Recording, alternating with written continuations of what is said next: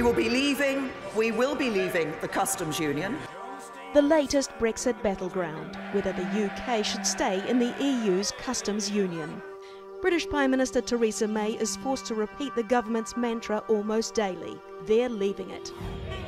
But it's proving to be the most contentious issue in the debate about what kind of Brexit the UK will get.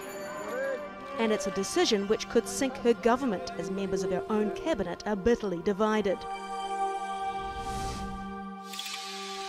The same 6 members who started the European Economic Community in the late 1950s went on to set up the EU Customs Union, establishing the same taxes on imports, meaning that once the goods pass into the EU in one country, they move freely across borders without further taxes.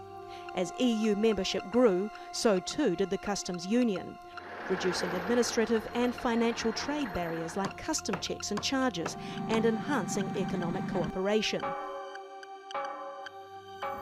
Staying in it means the UK can't negotiate its own trade deals with other countries, and striking out on their own is a key pillar of the government's Brexit strategy. Coming out of the customs union means that we'll be free to have those deals that suit the United Kingdom. But without it, the UK will need what could be very complex customs procedures. 45% of UK exports are to the EU and 50% are from it. So it's not hard to see why most businesses want a customs union.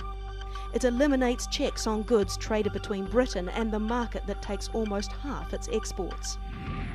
Any free trade deals with other countries like America aren't certain and may not make up for lost trade with the EU.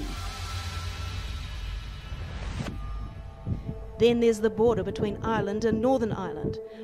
Both Britain and the EU want to avoid a hard border after Brexit. The worry is that barriers and customs checks could reignite sectarian violence. We are ready to work on any new proposal of the UK at the condition that there will be no border between Ireland and Northern Ireland, and the condition that the UK respects the integrity of the single market and the customs union. The government insists it will come up with an acceptable arrangement for the Northern Ireland border.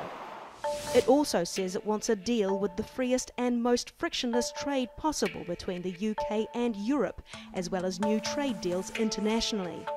But can they have it both ways?